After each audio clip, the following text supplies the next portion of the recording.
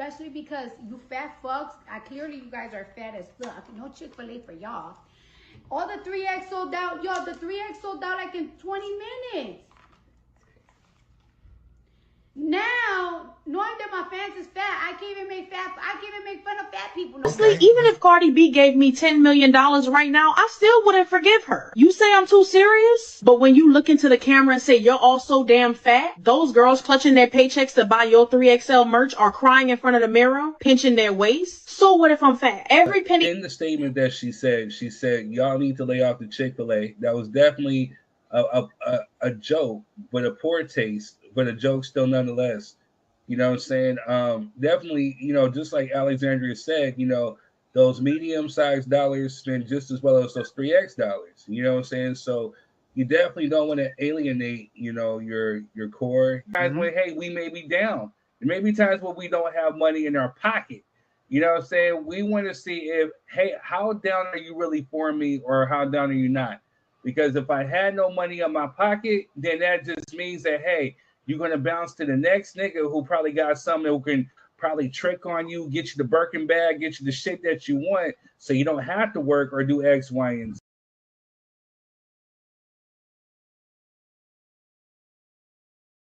Argument that there isn't systemic racism, and we have seen in very clear ways the system operate in an organically racist way. Do not cut me off. When we talk about systemic,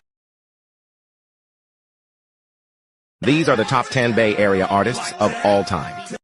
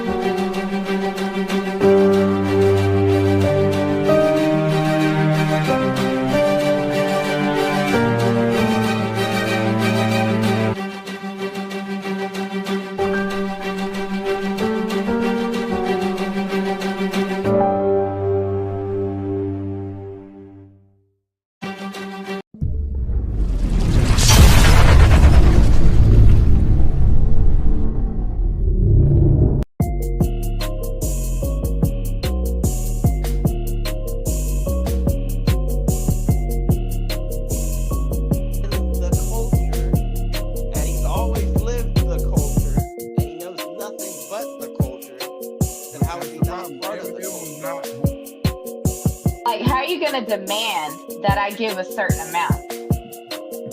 How are you going to demand that? That's crazy. To say that you get more jobs outside of the Breakfast Club now, without mentioning that you get them because the Breakfast Club is right. You wasted a half a year in the campaign. And so where she, again, matter of fact,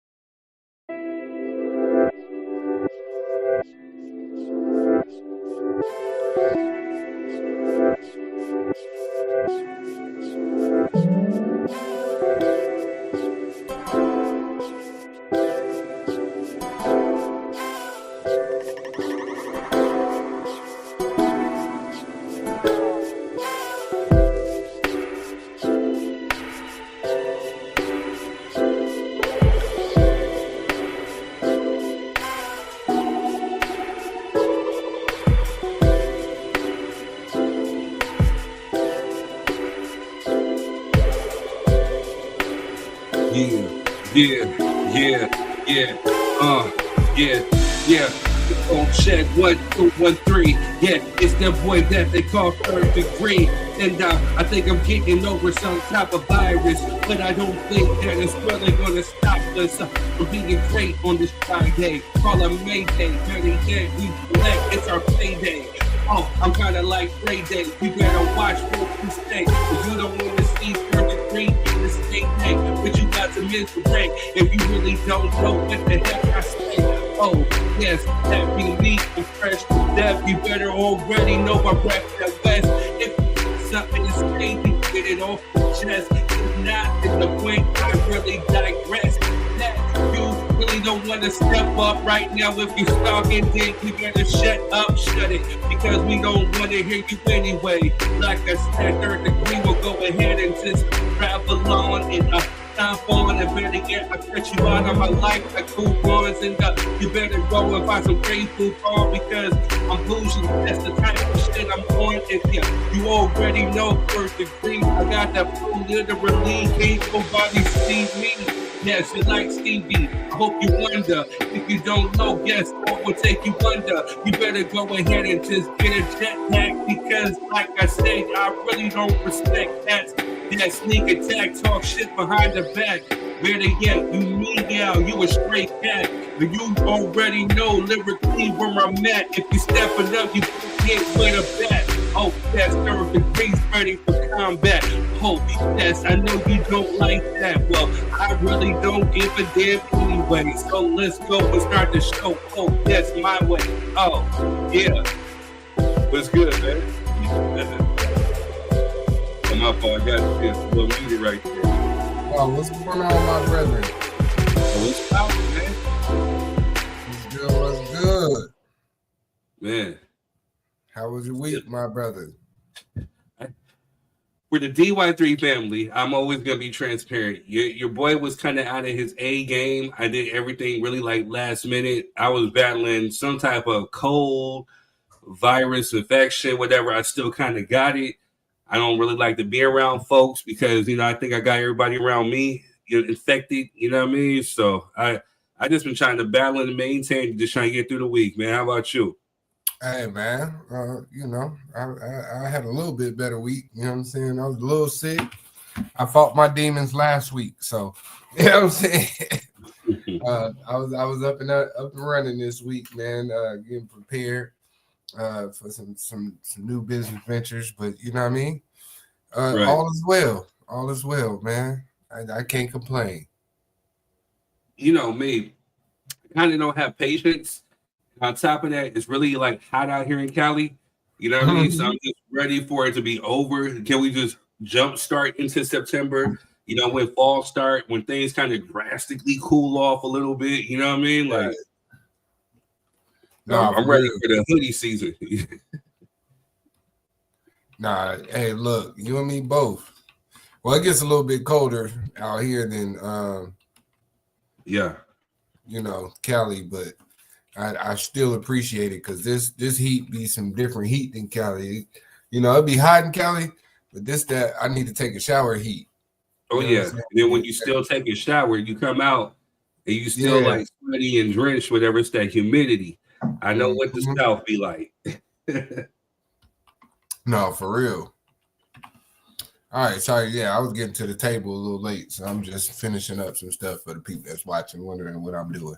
But yeah, let me get it together. I got some family in town. They trying to get me to come outside, all that good stuff. You know what I mean? They'll be strong. Well, for the family that's out there, we ain't gonna hold y'all today, or at least we're gonna try not to hold y'all. All right, so. Like I said, I'm still kind of battling a little bit. I don't want to be on here hacking and, saying all out of the So we're going to try to keep it short. You know what I mean? We just don't know how things really go here on the Drop Your 3 Cent show. So, you know what I mean? But the whole intent is to hopefully end a little early, you know what I mean? So we can get to it and whatnot, Hey, well, I mean, even if we end early, I'm still going to be in the house. You know what I'm saying? Yes, I feel you on that one. So you guys make sure you guys hit the like and the share button. Make sure you're sharing this, please. Thank you to the Facebook family. Thank you to the YouTube.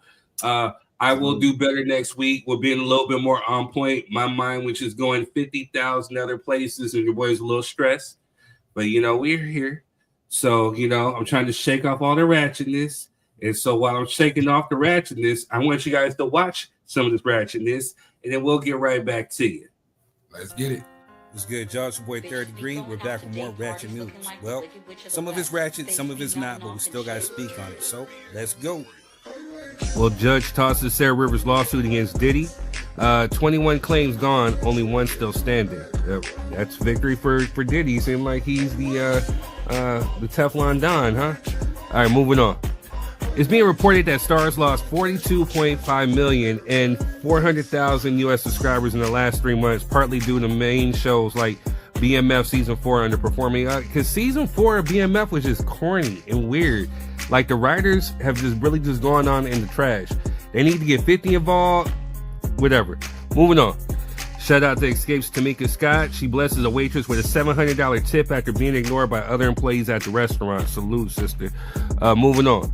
Empire's Brashear Gray, groceries ate by transgender reality star Sydney Starr in leaked tape. Man, we thought it was Jamal all this time, right? But that's really Hakeem? Man, it's crazy, right? Whatever you do in your bedroom is your business. Why does it? Whatever. Moving on. Buffalo gunman who fatally shot 10 black shoppers once federal charges dropped claims grand jury had too many white people. Weirdo. May you rot. Moving on. It's being reported that reality TV star Zell, from Love and Hip Hop, is claiming that he's no longer gay after he left his wife for Saucy Santana, but now he's back with the wife.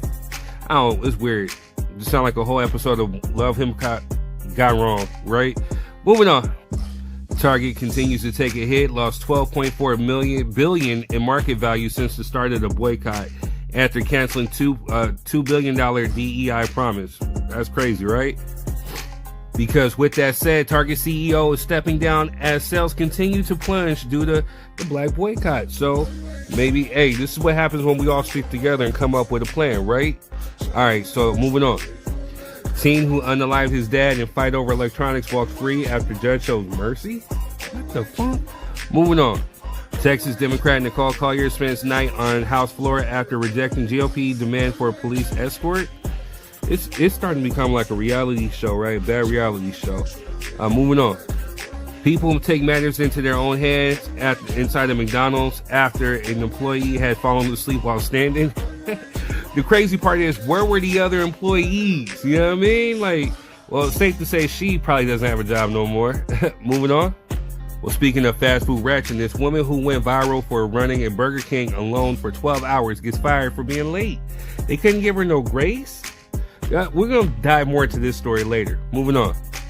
Shout out to Lonnie Johnson, the inventor of the Super Soaker, was awarded a $72.9 million in unpaid royalties 24 years after he invented it. So salute to him. Moving on. Trump just announced that he will be going after all Smithsonian museums that teach how bad slavery was, calling it woke. We are going to talk about this very thing tonight. Moving on. Woman is going viral for showing up to a date eating a steak like this. Yeah, I would have ghosted her too. Dude left and didn't pay. I think she just did it to get, content, you know what I mean? But these people are going too far for content, you know what I mean? But my opinion. Moving on.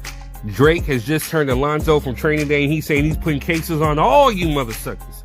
Drake admits his lawsuit against UMG Recordings implicates Rock Nation, NFL, Spotify, TikTok, Sir Lucian Grange, John Janjek, Apple Inc., Amazon Music, Pensake Media Corporation, Complex Networks, and more in 2025 Super Bowl defamation scandal and allegations of covert marketing, licensing disputes, and platform manipulation.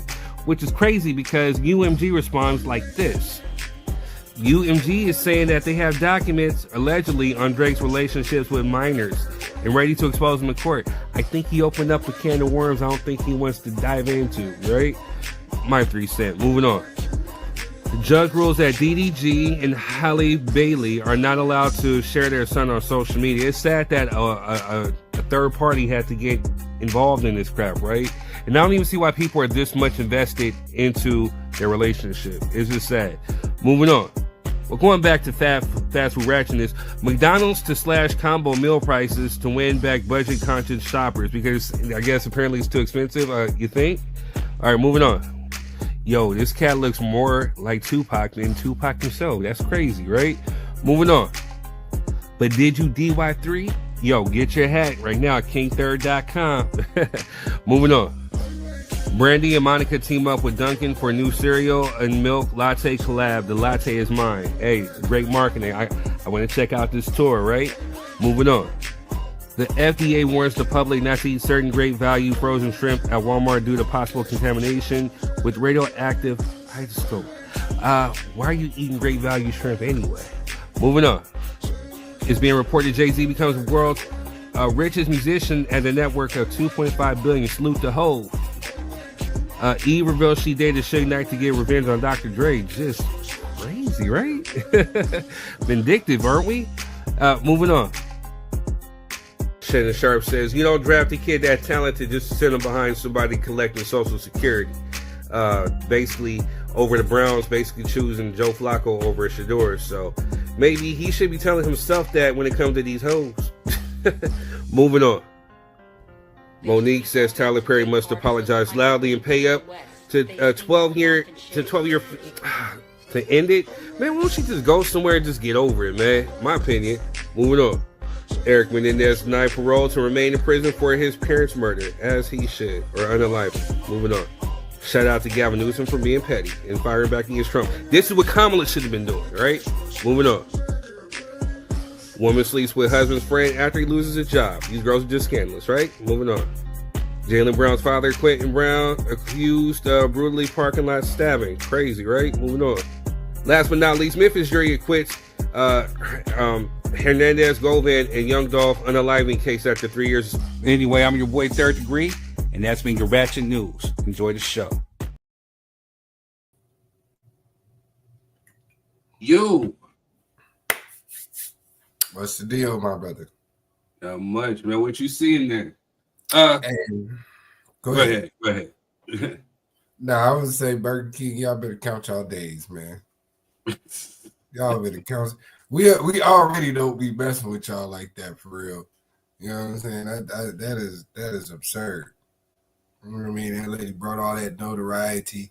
I went to Burger King the other day just because it was the closest thing to me. And y'all not popping like that. You know what I'm saying? It'd be empty out there. Y'all out there with Arby's now. You know what I'm saying? Nobody pulling up the Burger King. For real. Denisha, be quiet. You know what I'm saying? What did she say? I like Burger King. Listen to her. Nah, but yeah, that's horrible. You know what I'm saying? You'll find that lady for being late to work after she was at work 12 hours by herself. The audacity. You know what I'm saying? Yeah. That damn, what was the other one? That Young Dolph thing is kind of crazy. And I've been watching Shador. This is the only pushback I got on the Shador thing. Yes, our brother is talented. Yes, our brother is an amazing quarterback, right? We also have to understand that most rookies don't get to start.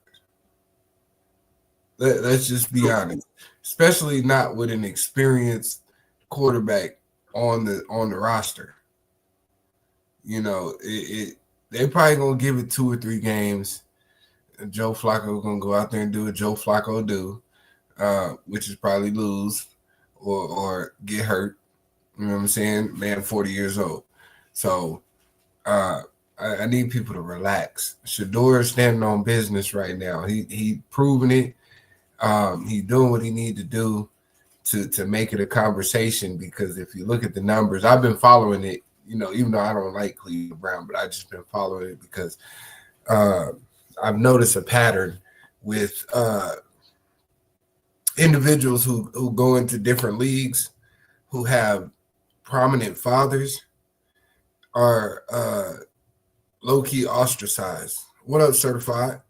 But it's been a pattern.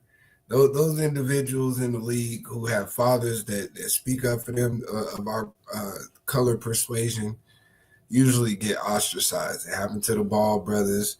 It happened to Venus and Serena. Anytime there's a black father involved, they tend to try to punish the athlete, and I don't like that. You know what I'm saying? It keeps showing up, and we can pretend that it's not because of what it is. But I think these leagues like this crack baby single mom story for these great athletes. You know what I'm saying? Hey, my daddy was never in my life. My mama worked 3 jobs to get me here. I got 7 brothers and sisters. Like, they love them stories. It gives them that white savior complex. You know what I'm saying? That clear savior complex, should I say. So, you know what I mean? I pray my brother does what he needs to do, but I think he's more than prepared and more than capable for when his time comes. You know what I'm saying? Sometimes you just got to let it rock out and let that brother shine, because the rest of them other three quarterbacks over there are trash. You know what I'm saying? Let's just be honest. They're trash. So, yeah, that was that. And then some of the other topics I think we're going to talk about, so I'll hold my judgment on those. What's up, Miss Knight? But yeah, that one kind of bothers me, the little Shador thing. She talking to you, Third. Yes. Hopefully it burns whatever is left in here out of my system. This ain't tea. This is Hennessy. No, this is tea. This ain't Hennessy. What you got in the ratchet news, though, man? What you got? What you popping? Man, you know me. I be doing so much of it. Yeah, there's a lot. Make sure you guys are hitting the like, share button. For whatever reason, I cannot comment on Facebook right now, so it's not giving me an option to comment. I can't even put the link in the comment section for y'all, but it is in the description. So if you guys want to come on, it is in the description. But let's just blow up the algorithm on Facebook for me, please. Just do me that. Just share. Make sure you engage. Hit the comments. You know what I'm saying? Let's light up the comments. You know what I'm saying? Shout out to the YouTube folk. But yeah, I'd have to go back and watch. I was kind of ripping and running, trying to get a towel where this my head. It's hot out here. But, you know, there's a lot of ratchetness in there. Like you said, this Shador thing, Burger King. I used to work at Burger King, the one out there in the Carlsbad Mall. That was the Burger King / Popeyes. So I'm highly disappointed in their actions, you know, against that young woman. It's about hot damn time McDonald's cut down them combo prices, you know. I hear, you know, charging guys, good people, high dollar for that crap.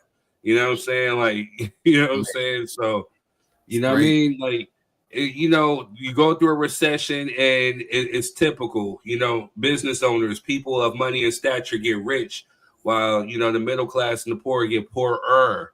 So, you know what I mean? So they want you to try to sit there and nickel a dime to buy that high quality garbage. You know what I'm saying? Because, you know, it is what it is. You know what I'm saying? So, you know, the only thing I really messed with at the McDonald's was the Big Mac anyway. You know what I'm saying? The strawberry cream pies. You know what I mean? So, you know what I mean? So shame on them. Yeah, I only rock with the fries. You know what I'm saying? Right. Alexander, that's exactly what I said, man. Don't nobody really be messing. They fell off. You remember Burger King back in the day? Burger King, Carl's Jr. used to be like high quality burger.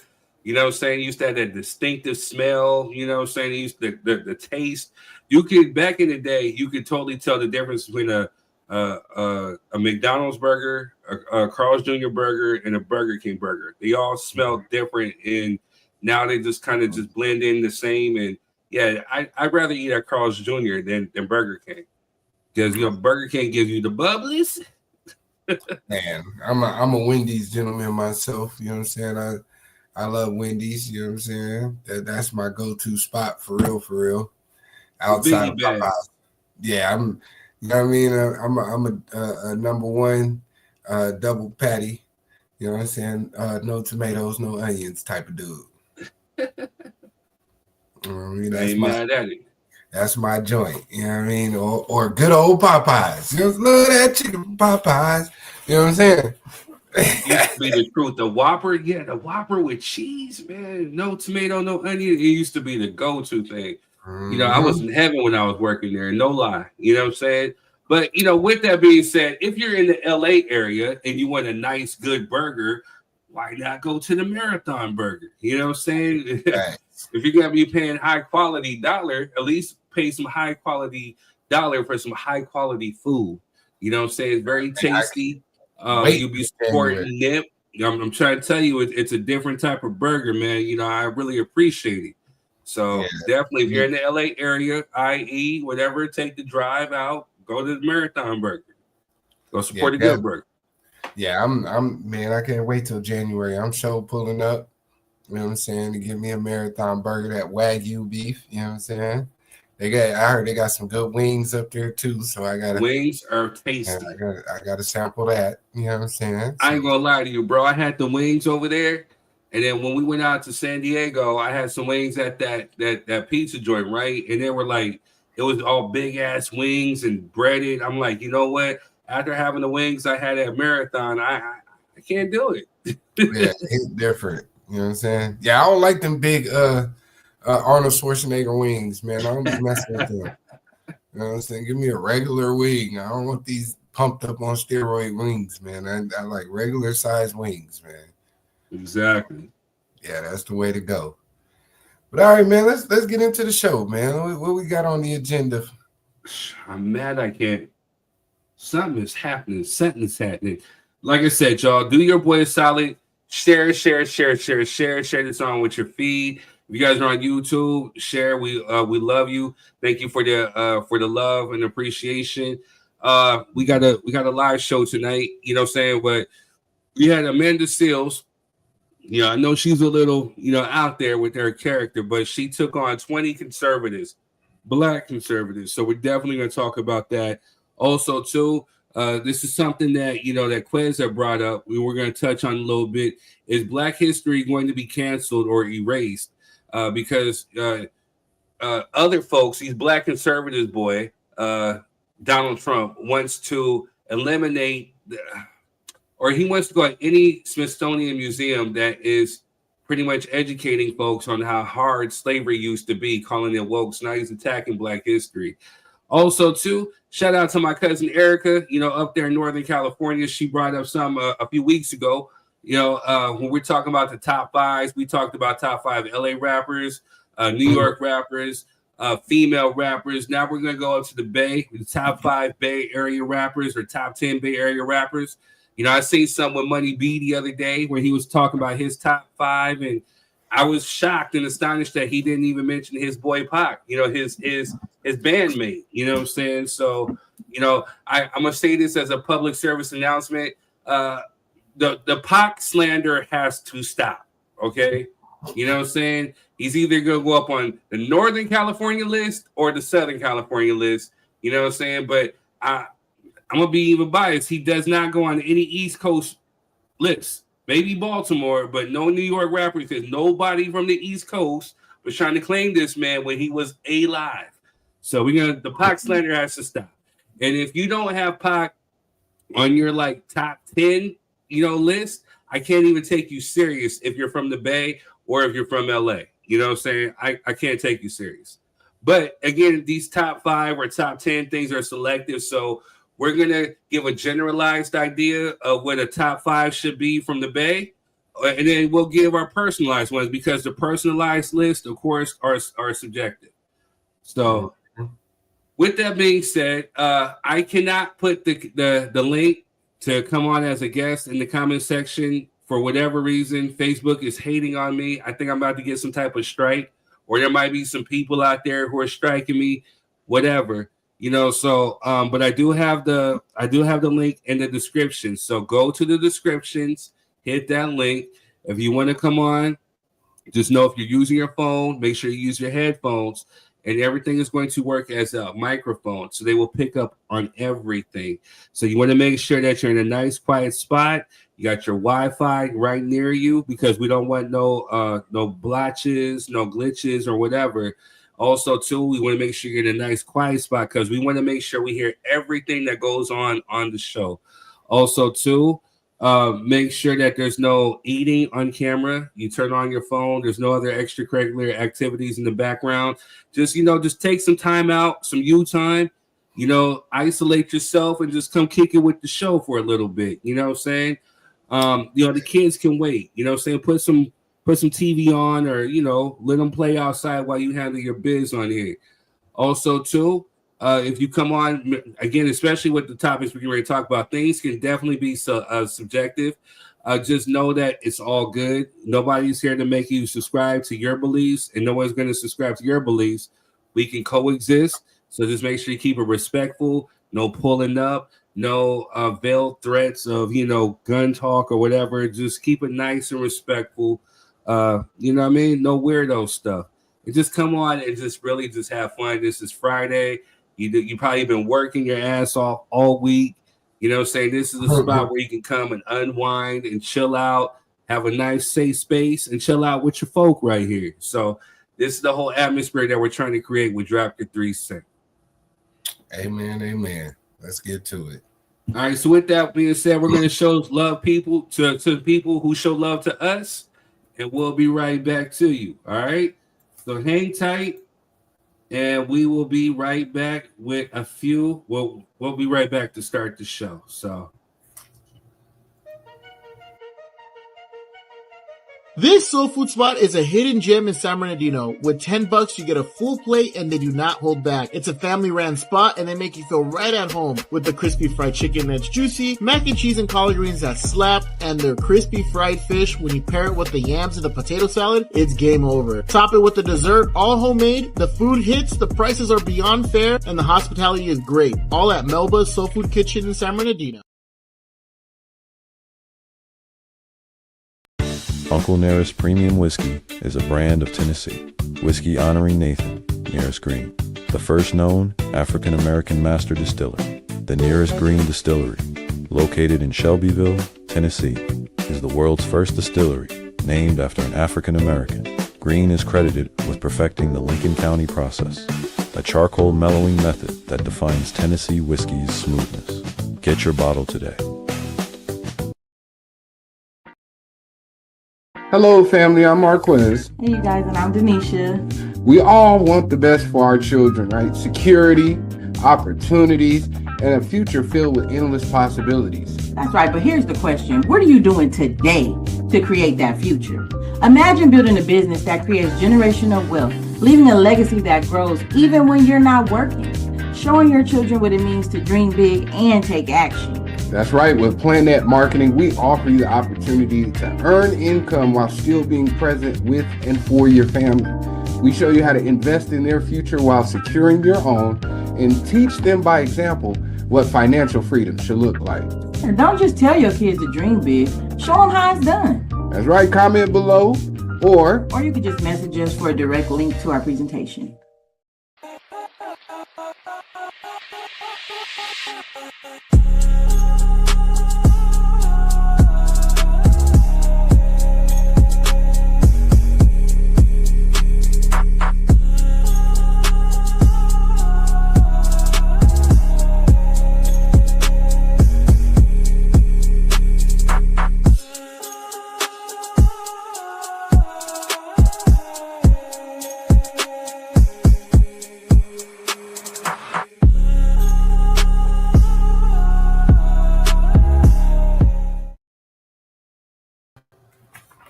All right, y'all, and we are back. So shout out to Method X SD.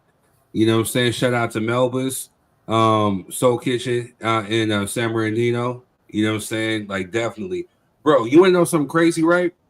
What's that? I got a notification from Google, and Google hit me and said, hey, your photos have got like 60,000 something views. Went back, you know, the stuff I posted up from Melba's. One video had like 14,000, another had like 6,000. You know what I'm saying? Like, this is all on Google. You know what I mean? So people are going there and checking out the reviews or whatever. So shout out to all y'all who are definitely supporting Melba's and definitely supporting me. You have turned me into an influencer by accident. Hey, man. Ain't nothing by accident. It's all by hard work, dedication, and the right purpose, man. Very true. Very, very true. That's it. That's it. That's all, man. Shouts out to that. And shout out to Melba. Shout out to the crew over there, the fam bam. You know what I'm saying? I'm be pulling up to get my plate when I come out there in January 2. And I want the 3rd degree special. You know what I'm saying? that he took all full advantage of. You know what I mean? I need my plate. Just know. No, I'm just playing. I'm coming to pay full price and show full support, man, because that's what it's supposed to be. They definitely gonna do that. Even if you pay, man, bro, I'm telling you, they gonna hook you up. Say if you get the 5-piece, the chicken, they gonna give you. He's gonna make sure he get you all the right pieces of chicken, bro. You going You're going to go to sleep full and happy. You know what I'm saying? Dark meat only. I don't want no light skinned chicken. You know what I'm saying? Dark meat only. Even down to the dark meat? You got militant? Yeah, that dark meat chicken, man. You know what I'm saying? We don't want no breasts. None of that thighs, legs, baby. Come on. Man. Yo, so it's crazy, right? So Facebook is crazy hating. I ain't even put up no music. You know what I mean? So somebody's hating. But here's the thing. So it says we only got like 20-something views, but we seen like Alexandria, certified. I see the people hitting the emojis and all that stuff. So I don't believe it's 20 views. But Facebook is definitely hating. So just make sure if you guys are watching, just go to YouTube, King3RDD, you know what I'm saying, or drop your 3 cents, you know what I'm saying, like how you see it going across the screen on YouTube. You can comment, you can love there, you know what I'm saying. So we will not be defeated. I know, man. You know what I'm saying? That's always a sign of progression, man. When people start to hate, I take that as direction that I'm on the right path, man. You know what I'm saying? Keep hating. Appreciate you. Correct. Appreciate you. You know what I'm saying? You want to see me quit like you do in life. I can't quit like you because I'm not built like that. You know what I'm saying? Talk your stuff. Yeah, I ain't no quitting over here. You know what I'm saying? You can hate all you want to. We still gonna show up every Friday. You know what I'm saying? For the most part, you know what I mean? We gonna be here consistent and precise, man. And that's what talk your stuff. Yeah, if you hate consistency, then you probably hate your life. That's what I'm gonna say. Because it's probably horrible stuff. You know what I mean? But neither here nor there. It'll be the ones that be quietly watching too. You know what I'm saying? Like, oh, I'm still here. Look, I don't know about all that. I'm just saying.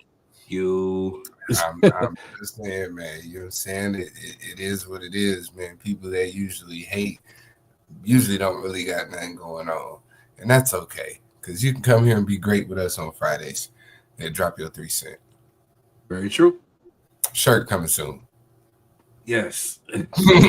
Oh, we worked out that discrepancy. So, yes, it is live on the show. So, if you go to king3rd.com, you can get your Friday Night Greatness shirt. I'm getting ready to design another one. Don't hate the greatness. You know what I'm saying? Like, maybe a black fist in the middle. I don't know when I'm gonna cook up yet, but I'll be cooking up these designs for you. Also, too, just so you know, it is summertime. We're towards the end of it, so make sure that you put in your orders now for your hoodies. I got the beanies going to be back popping, so you get your 3rd degree or DY3 beanies popping, and I got the joggers going too. So it's my favorite time of year. So okay, player, you know what I'm saying? We see you with the merch. You know what I'm saying? Right. Drop the merch on them. You know what I'm saying? Ain't nothing wrong. King3rd.com. All right, so let's get into it real quick. Let's go. So, Quest's homegirl, Amanda Seals. Oh, shit. Why everybody got to be my peoples? You know what I'm saying? You know what I mean? For everybody to hate me so much, everybody my peoples. I don't know. I don't know. She's an eclectic type of, character. You know what I mean? She's definitely not for the faint. You know what I'm saying? But I do like the fact that she's an educated sister. You know what I mean? She's definitely well versed and she's really articulate.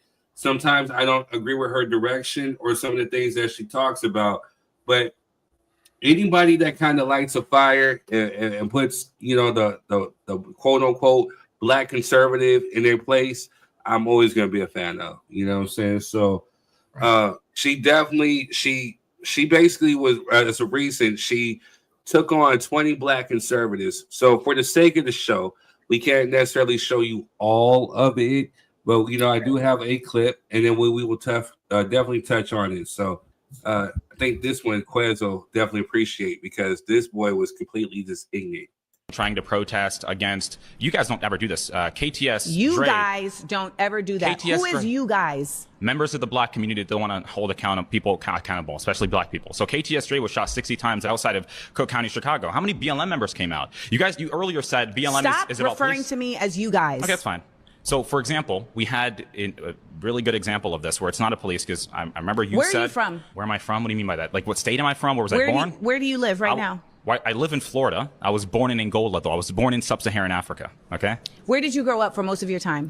In Maine. I lived in North America. In Maine. Yes. And what is the population of black people in the town that you're from? It's really extremely low, but I grew up around black people, and there was a black community where I lived. And that black community that you lived in, did they teach you about black history in the United States? Like, are your parents black American? Yeah, my mom is black. My father is black. No, I'm asking, were they born in the United States? No, because I wasn't born there. Oh, so you guys are all from Angola? Yes. But again, I like I told you earlier, right? Trying to protest. Sources are not, you're not able to cite your sources. Please go sit down. Yeah, that's the truth. It's not the truth. It's not the truth. It's not the nothing you say is actually the truth. Nothing, you're not even American. You're not even a black American. As the daughter of an immigrant, it is imperative that black people from other places understand the disparate difference that they exist from black people in the United States. It is not the same. Period. And ultimately, the best effort that we can do as a diaspora is to lead in understanding, not in judgment. So when I am talking to somebody from Sudan, from the Congo, from Angola, I am listening to understand their experience, not to undermine it. And I refuse to allow anybody from Grenada, from Angola, from any other place to come and try to undermine the experience of black Americans.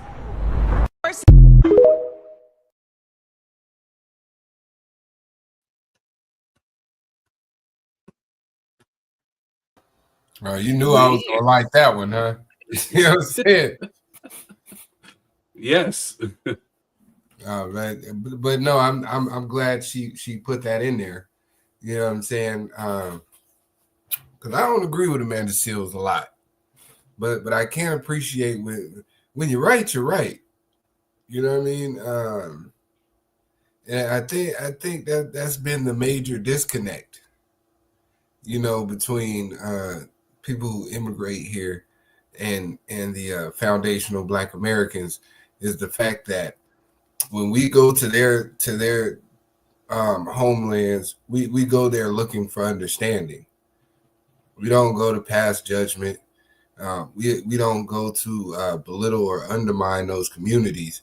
We go to see what's really going on, because we see them Sally Struthers commercials with, you know what I'm saying, just 30 cents a day and flies on kids' eyes. And you know what I mean? We could be I'm being serious, like, you know what I mean? Because I've heard, you know, a lot of these individuals like, oh, we feel like that about y'all because we see the media. And that's bullshit to me, because we see media about y'all too. And we never once felt like, oh yeah, everybody in Africa is starving and they need 30 cents a day. We never felt like that. We actually go over there and try to understand and you know, try to help y'all plight. So I'm glad she cleared that up. You know what I mean? When you come over here, you should be willing to try to understand and not give us that. My parents came over here with $2 and they built a life and a dream. So you just need to work hard to get to where we at, and without understanding the nuances that plague, you know, Black Americans here. So good job, Amanda. Good job. So go ahead. My thoughts, views, and opinions, and I'm going to sound completely ignorant, so I'm just giving you guys a warning. You know what I'm saying? Like, I might sound a little ignorant, a little whatever you want to call it, whatever. How do I say this without alienating people like Cardi B? You know, the thing about it is that, you know, it's not wrong to be a Black conservative or a Black Republican, you know, per se. But when you start using the terms of you, they, and you, and you people, and when you start acting brand new and you start putting on that jacket, I despise you. You know what I'm saying? I really have a certain disgust about you. I wonder, you know, especially with a guy who quote unquote grew up in Maine, you know what I'm saying? Like, I do feel like maybe you're a little disconnected from reality. You're out of touch. And then, you know, my thing is, you know, so when people bring up stuff, and especially when Amanda Seales is hitting on certain points, why do you feel the need to bring up Chicago? You know what I'm saying? Like, it's the go-to point. It's what you regurgitate to really just make you sound stupid. You know what I'm saying? Because again, at the end of the day, there's violent crimes amongst all races. You know, the highest being amongst white people because they simply outnumber a lot of people here in America. And then we were talked about this previously on some of the show that the highest crime committed against white crime happens to be domestic. So, in layman's terms, you know, some of these clear men are beating the shit out of their clear women.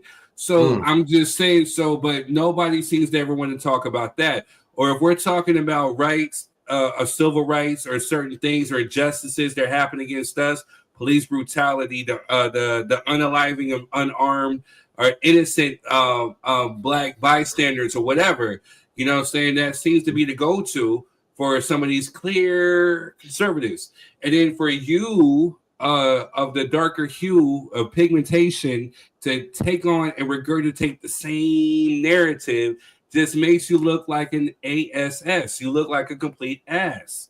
You know what I'm saying? Because again, you're going against what we perceive to be, you know, the same skin color. And it's complete and utter ignorance. You know what I'm saying? And for a person of her stature and her educational level, I'm glad that she picked apart, and I definitely glad that she exposed the lack of history or the lack of knowledge that some of these people, quote unquote, say that they have. No, and you know, I went to today to watch the full thing in preparation for the show. Because you know, when I talked to you earlier this week, I told you I was like, man, I got about 10 minutes in and my brain started hurting. You know what I'm saying? Because the lack of empathy and the blatant white supremacist talking points, just I was like, yeah, I can't force myself to entertain this type of nonsense and rhetoric. I know it's entertainment, and I know, you know, people need to see these things, but that doesn't mean I have to participate. But, you know, I went back, and what I will say is that I'm glad that Amanda Seals did kind of a mini crash course on Black American struggle here in America, that it seemed that a majority of those individuals on there are first generation Americans, you know what I'm saying, which is crazy to me.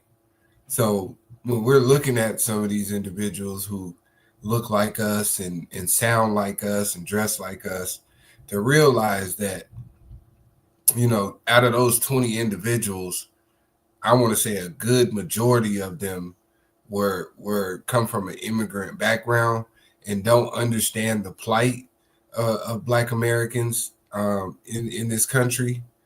And they equate it to, oh, well, in my country, things were bad too. The only difference being that we didn't run to your country. Like we stood here and fought, you know what I mean? And we're still fighting. And it doesn't help the fight when you come over and say, hey, I'm Black too, and look at me. Because a lot of what I heard during that hour and a half of my life that I spent on that was lack of accountability. You know, Black people, they don't have accountability, or they're begging for handouts, or they just continue to be victims, right? But nobody passes that same judgment to you because you came to America because you were a victim, right? And the reason you were allowed to come to America was predominantly because of the fight that Black Americans put up to get you guys, you know what I'm saying, equal citizenship over here. Because before the 1960s, there wasn't a large portion of melanated people coming to America. Most of those immigrants were Irish, Jewish, you know what I'm saying, Italian. You know, that's what America wanted over here, to boost those white numbers, which is why we have the disproportionate rate of, you know, white to melanated people over here. But I'm glad our sister handled that well in that environment, because just watching it frustrated the hell out of me. You know what I'm saying? I promise you, I was so frustrated. I said, this has to be a joke. Like these people can't be serious. To me. Yeah, it was absurd. But wait, well, you know what? Let's get to some of these comments. Method XSD said church. If you want to come on, man, the link is in the bio. Alexandra, you know, truthfully, you've been a huge supporter of this show from like day one. I would love for you to one day come on here. You know what I'm saying? And definitely we waiting on you, sis. You know what I'm saying? Alexander says the man was from Maine, and that clearly shaped his point of view, which is extremely narrow. Very, very true. You articulated that very well. Let's see. I do have another clip. I tried to upload to some. There was like just clips that were like 5-minute clips, and are you stuck in traffic? Yeah, traffic was crazy even out here. So I don't know what's going on today. Let's see. Let's see what I got here. Oh, there was one more with this one other sister. So we're gonna definitely watch that one, and we're gonna pick this one apart too. It's a little longer, so bear with us, folks. Y'all just want to be seen. I don't need to be seen.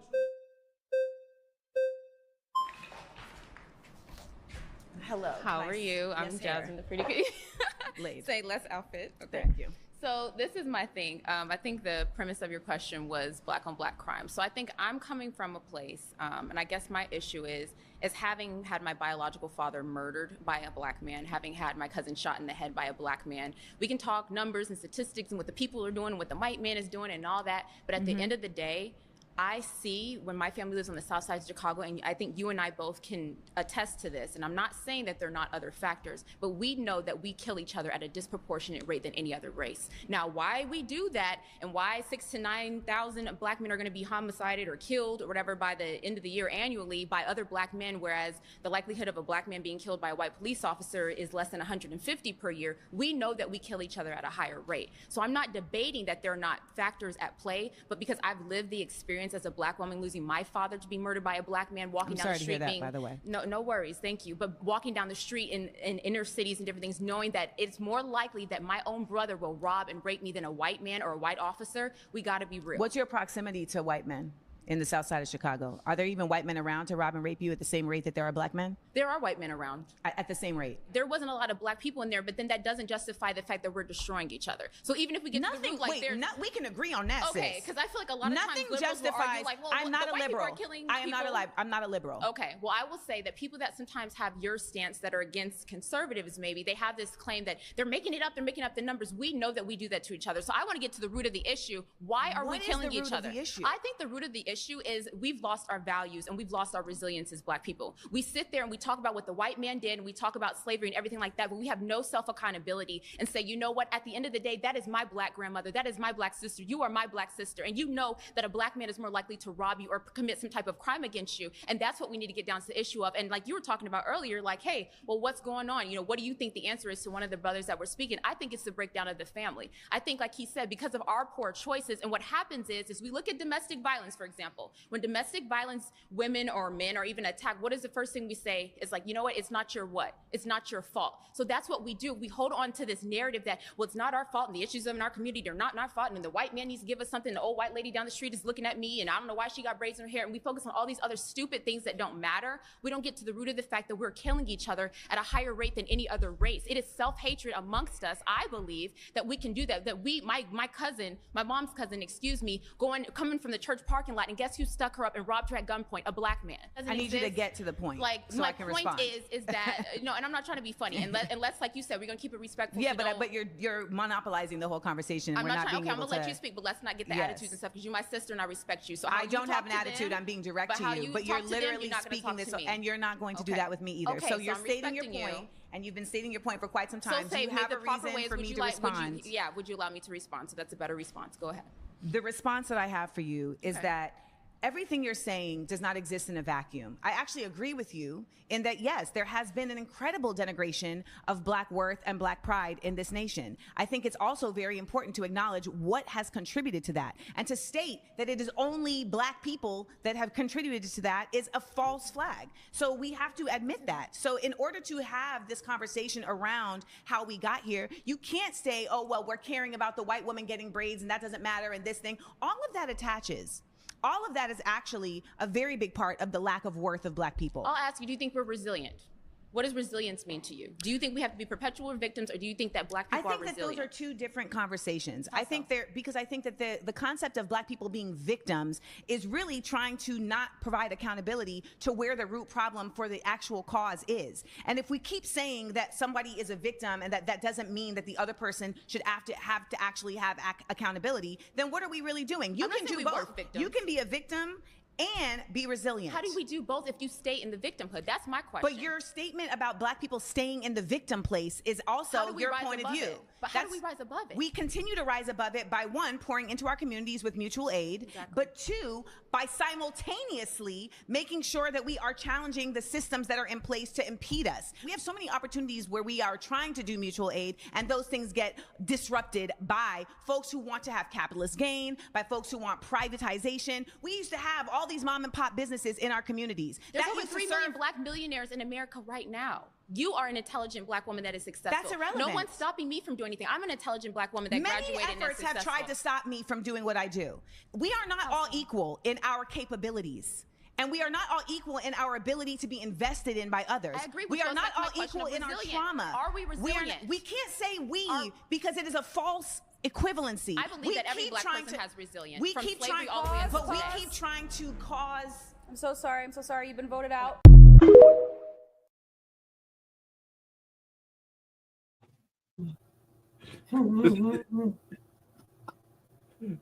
We got voted out, right?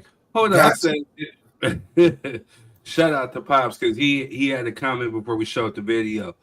He said they are groomed to distract you. They have no real skin in any of the stuff they defend. Absolutely. Very true. Very much so.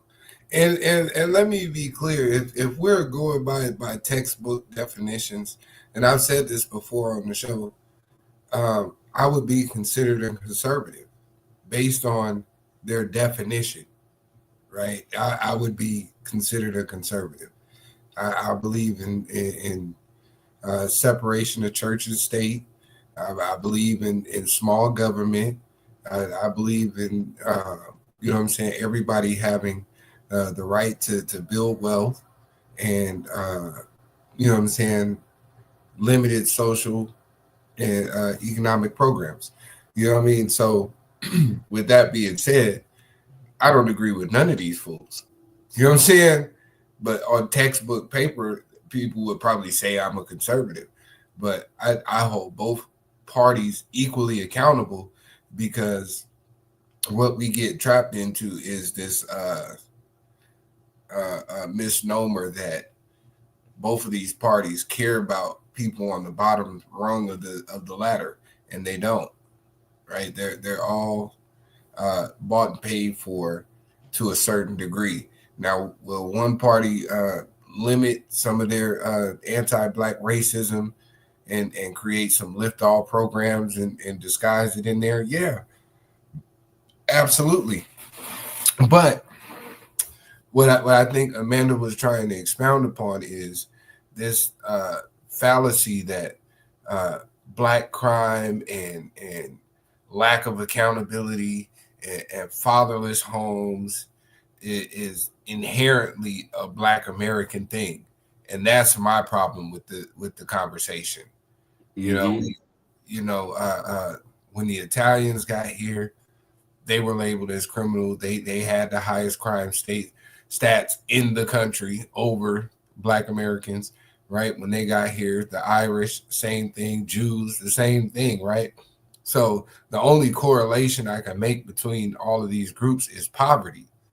And if you don't address the poverty issue, right, it's easy to say, oh, you shouldn't be committing crimes.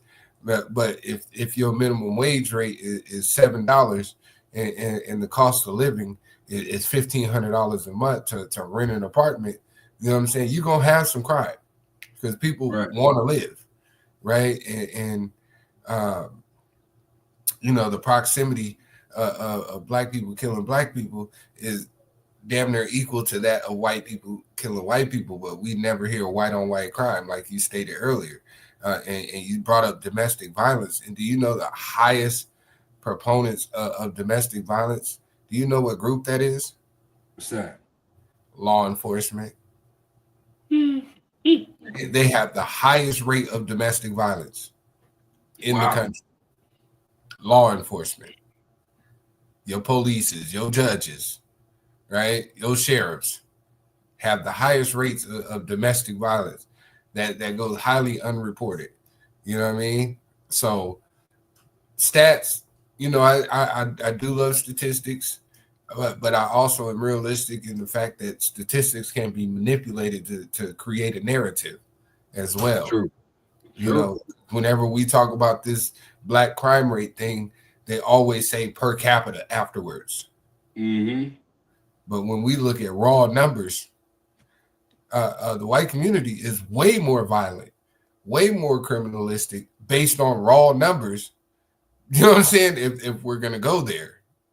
And it's crazy to me that nobody ever talks about these mass shooters, and nobody ever says it's because, oh man, white parents are failing their children because they keep going to shoot up schools. Nobody ever says that, even though we have an epidemic of white mass shooters. Nobody ever blames the white community for these. In it, all they were just lone wolves. That was an individual thing. He was mentally unstable. All these excuses, right? And in the black community, we don't condone none of these people. The majority of black people in the black community don't condone somebody robbing a liquor store. We don't get excited about that and be like, oh no, protect him at all costs. When somebody gets murdered, you know what I'm saying? Nobody condones that, and we make sure they get convicted. So, you know, let's stop putting out this narrative that black people just are inherently violent and inherently prone to crime. That's my issue with these narratives, even though in most of these, Chicago's not even top 10 right now. Yeah, very true. So what are we talking about? Quit bringing up Chicago. You know, true. You know, it's crazy because you know I'm originally from San Bernardino. You know, I moved around a lot. You know what I'm saying? Due to, you know, my pops, he's in the comments. You know, due to him being military. You know what I mean? But I'm originally from San Bernardino, and at one point in time, San Bernardino was the unaliving capital of the U.S. You know what I'm saying? You're talking about poverty, you're talking about crime, you're talking about all this other stuff, and this is where I'm from. So, you know, with that being said, I mean, it's one of these things where it's like we don't glorify it, but it is what it is. This is our community, this is where we come from. You know, I know you, I know me personally, you know, we've been the participants of losing people to violence in the streets, you know what I'm saying, at the hands of people who quote unquote look like the other person or whatever, you know. But again, there's a deeper root that we have to address internally. But I hate the fact that, you know, when people bring up stuff, especially when we're talking about rights, we're talking about, you know, injustices, especially that of police, because I'm not saying that all police are corrupt. There's definitely some good cops out there, but we have to address the elephant in the room that there are some really apparent bad cops out there. You know, that some people who definitely think that they're above the law, or some people who have their own insecurities or their own dislikes, per se, of people of different skin pigmentations. You know what I'm saying? So we've seen the best of both worlds. We've seen dirty cops. You know, we've seen racist cops. We've seen good cops. You know what I'm saying? We've seen good black people. We've seen bad black people. We've seen good and bad of all races. Why is it just marginalized to just a specific group when it comes to us. When we're saying, hey, don't shoot the innocent ones of us, then why is it, well, what about Chicago? What does that have to do with anything? What does that have to do with right? Like, you know what I'm saying? We're saying, has hey, nothing to do with any of that. I'm unarmed. I have nothing on me. Why are you sitting there? Why are you harassing me? Why are you racially profiling me? What does that have to do with the fact that we're being racially profiled? You know, and I'm saying this, and I know it's cliche. You know, I'm a hip hop artist. I'm a rapper, but I have no criminal background. You know what I'm saying? Like, but yet and still, when I get stopped by a cop, they're not necessarily checking for that. I'm presumed guilty until proven innocent, as opposed to being proven, or as opposed to being innocent until proven guilty. Well, this is the thing. You're right about that, right? Because we see it every time something happens to someone black. There's well, back in the 3rd grade, he stole a pencil out of his teacher's desk. You know what I'm saying? They go all the way back to that, like he wasn't the victim, right? There's a need to criminalize that individual, but it's amazing to me that those conservatives always ignore the statistic that matters the most, which is an FBI statistic that says that law enforcement has been infiltrated by white supremacist organizations. The FBI said this. So if the FBI knows that there's white supremacist organizations infiltrating law enforcement, and then we say that, hey, we're being racially targeted, how can you then come to the conclusion to say that we full of shit and we don't know what we talking about? That part. That's the part that bothers me. That's not being a victim. That's paying attention to what's going on around me. You know what I'm saying? Because I'll tell you this. You know when crime statistics were low in the black community, when we were policing ourselves, when we were interacting with law enforcement, because there used to be a time where even black cops couldn't carry a gun, right? As opposed to their white counterparts who could have guns. But the black cops usually had to work those black neighborhoods where they lived.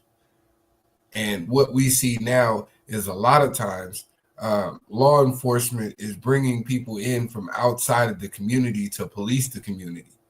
When in reality, what's that young mayor? Dang, I forgot his name. Young brother. You know what I'm saying? He already on his 2nd term, voted in overwhelmingly. Democrat, young brother in I want to say Maryland, I think. But yeah, I don't know his name. Yeah, but you know, this is going on, I think, the 3rd year in a row where violence has dropped since he's been mayor, which is proof in the pudding. Even those countries that Donald Trump named, those I mean not countries, those 10 cities that he named, all of them, 7 out of 10 of them have reduced crime in their cities, and they're all black mayors. So when I look at stats like that, I look at it and say, when we have an individual who looks like us, who comes from us, and understands the plight of us, they're better equipped to deal with the individuals in those communities because they know what they need. They understand their pain points and can provide them with systems to help quell the upsurge in violence in those communities. It's just from my observation. I'm not saying I'm right. I'm just saying that's what I see when I look at these things. You know, I'm no political expert, but I'm just saying, you know, if you have people that come in to police a community that don't live there, they have no ties to these people, so they don't care about what happens to them at the end of the day. Mm-hmm. Compared to, you know, somebody like me or yourself, if you were to become law enforcement in San Bernardino, or I was to become law enforcement in Oceanside, I can have conversations with different parts of the community in a different way because I come from that community. Right? My first thing isn't to, oh man, I was scared, I shot him, or you know what I'm saying? He's a crip, or he's a blood, I'm scared for my life. No, hey, you know what I'm saying? I know I can walk with, hey, Us, let's talk real quick. You know what I'm saying? You out here tripping, bro. Mm-hmm. You know what I'm saying? Hey, young cuz old man, and look, I know it's bad out here, but like, you know what I mean? Let's get it together. That's a different conversation. It is. It definitely is. You know what I mean? So that's just my take.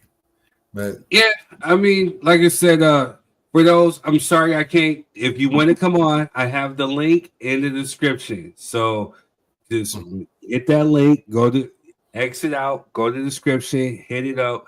You know what I'm saying? Yeah, I mean, it's a catch-22. You know what I'm saying? Like, for me, I don't like when people like us, whether they're, as you would say, quote unquote, you know, foundational Black Americans or immigrant or first generational Black Americans. I mean, I found this clip today where, you know, Laz Alonso, you know, who's a Cuban, you know what I'm saying, full blood community. He said pretty much, before I'm Latin, I am a Black man. Police are not going to stop me and oh, are you Latin or are you X, Y, and Z? No, I'm Black. I'm Black first before I'm Latin.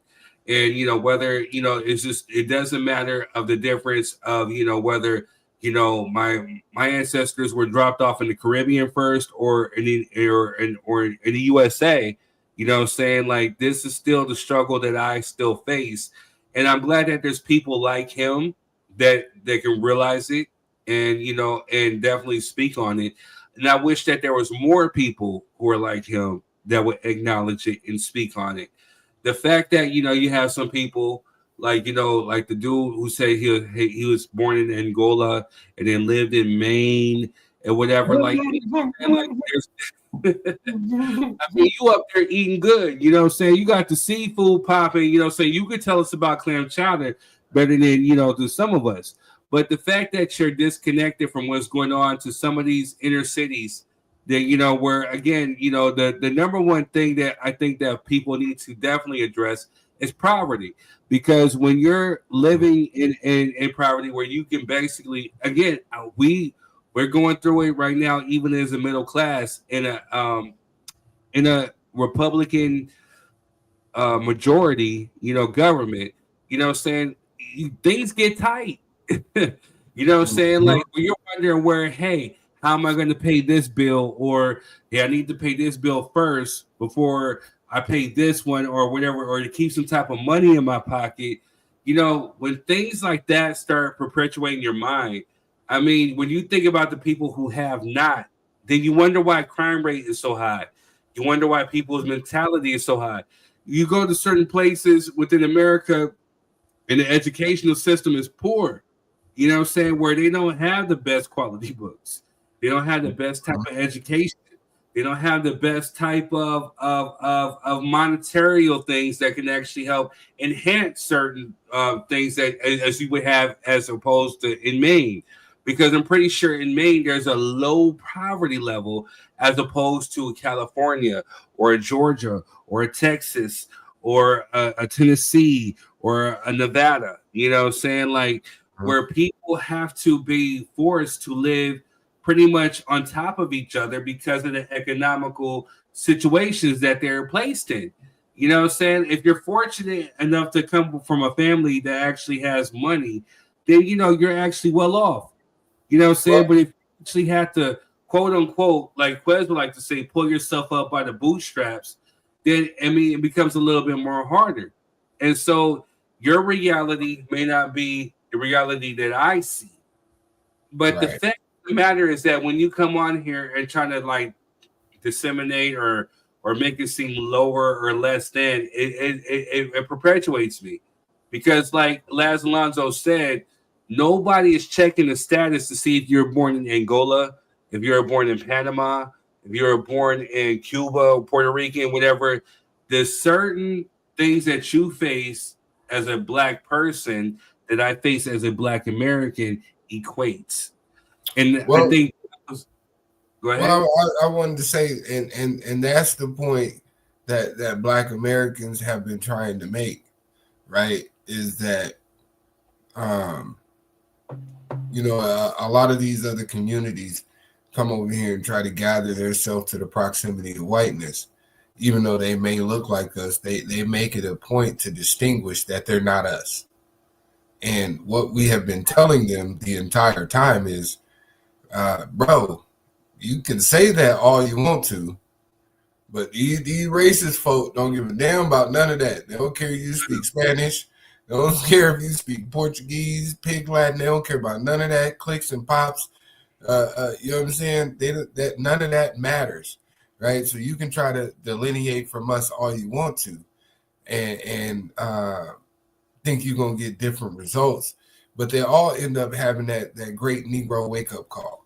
You know what I'm saying? And one of the major things I need, us as a community, a foundation of Black Americans or African Americans, as y'all like to call yourselves, you know what I'm saying, is to hold these groups accountable, because what the conservatives have been doing is saying, well, no, we gave you money for these programs.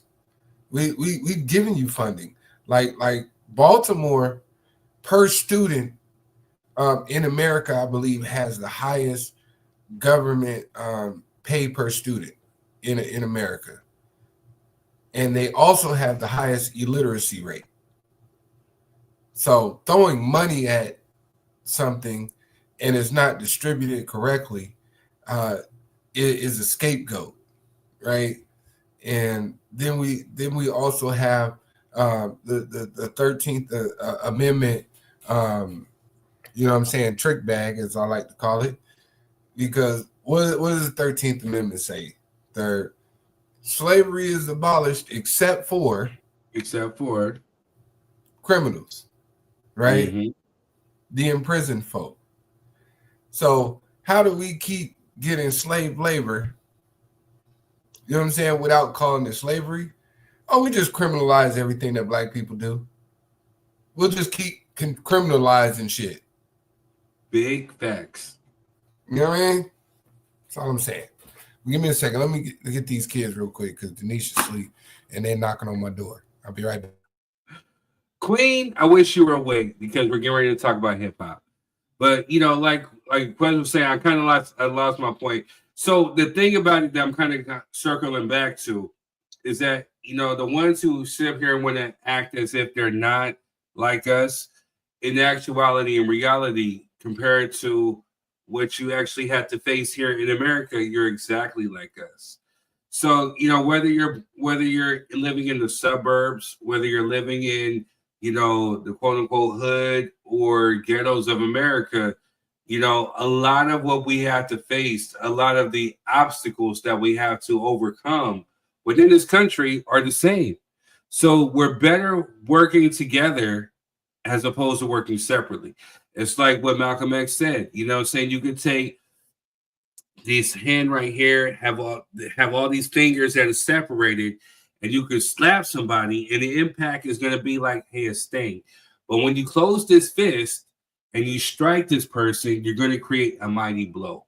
I'm paraphrasing a bit, but that's essentially what he was saying, is that when we come together, you can strike a mighty blow. Just like, with the boycott of Target, saying like a lot of, with Target, it wasn't a thing of a necessity of where we need to shop here. It was more so of a preference. I choose to shop here. And then once they chose to go on this other side of conservatism, where they're essentially eliminating or segregating themselves, or away from actually Black products or even Black struggles, saying, and we boycott, then it became a thing of like, hey, now they're feeling it. When they're losing billions of dollars, This is what happens when you actually come together and you strike that mighty blow. And so that's the one thing that I want to say to some of these black conservatives is get off your high horse and stop thinking that you're different just because, you know, you live in a suburb or just because you live in Maine, you know, saying whatever like that. It does not differentiate you from what you actually may have to face. And it's mighty funny because, again, on this very show, we had somebody who actually said, you know, hey, well, why don't you just comply when it comes to police brutality or police stopping over black individuals? When we talked about unarmed black people, this was the reply from a black person. And then when this person, quote unquote, faced the same adversity that we felt, then it becomes a war cry or, hey, empathize with me, sympathize. This happened to me. There's an injustice. Come on my side. Well, what happened? Yeah, so complying didn't work, right? So don't negate the fact that, hey, that there may be an adversity or a struggle that one person may face. If we're trying to educate you and tell you that this is what you actually may face, but you negate it or you simplify it or you act like it doesn't exist. When it happens to you, then you want to start crying, oh, help me, because we're going to give you the same attitude that you gave us. And it's essentially the universal sign language of that part. So, you know? Hey, it is what it is, man. I think that's where Black America is right now. We've been jumping in front of tear gas and rubber bullets for so long to protect so many other groups to get shitted on and be like, oh man, you gotta just complain too much. You gotta still talk about slavery. You don't need reparations. You don't deserve, keep talking, brother. Yeah, you don't deserve justice. And you know, all you gotta do is work hard and everything will fall into place. And you know what I mean? And then when you get that great Negro wake-up call, which is usually in the form of police brutality, which is usually in the form of some type of discrimination, which is usually in the form of some type of anti-black hatred, right? Then you want to yell out to the community, hey guys, they're doing it to me too. Well, no shit. We told you that. You know what I'm saying? Don't yell for us now. It's sort of the same instance of like, you know, I got sisters, so maybe some people will understand this. When my sisters date an individual, and I got daughters as well, so you know, only one of them is dating, so that I know of. Let me say that. You know what I'm saying? One of them is of age, but you know, they be ducking and dodging me. But you know what I'm saying? If you get into a relationship, right, and something bad happens, let's say y'all arguing or whatever, it gets intense. If I come over there and protect you, right, and then you go back, you can no longer call me. For real, my sisters know this. You only get one call. You know what I'm saying? If you make a call, something going down, and I show up to protect your good name and livelihood, and you being the woman that you are, and you decide to return after that situation, you are now on your own. You can't call me no more because I showed up to defend you, and you chose the side you chose. You know what I'm saying? Now if you get crazy or whatever, you might not have to call me. I mean, the conversation gonna be a little different. But what I mean by that is like you can't keep going over here poking the bear, and when the bear smack the shit out you, and I'm telling you, hey, leave that bear alone. You know what I'm saying? That bear gonna get you. And when the bear smack you, look at me like, man, go ahead and kill the bear. No, you kept poking the bear. I'm not gonna kill the bear for doing what bears do. Very true. I'm not gonna put myself in a situation where I gotta lose everything I love because you was hard-headed. That's not how this gonna go. Very true. Those other communities, you know what I'm saying? If you know what? The support, hey, stand on business. I gotta piggyback just a bit. You know what I'm saying? Because within this like little last 6 minutes of the segment, I'm gonna go ahead and kind of pack in another topic, which is highly very very important that Black history is not canceled. So when Donald Trump was campaigning and we were talking on the stuff, again, it's really weird because we've seen a lot of Black conservatives. Well, Kamala's not Black, and all this other stupid ish that's irrelevant. Yeah, that it's really irrelevant to the whole fact. We're looking at it now that right now our history is under attack. We have people who are pretty much trying to erase the severity of slavery, or trying to erase the the impact that we actually placed in America, and it starts with the executive order, where this guy's literally saying like, "Hey, if any of you museums are talking about, slavery was hard or all this other stuff, then we're gonna cancel you to a certain extent." Again, you're trying to rewrite history, and you're trying to pretty much, tell a different story than what it was.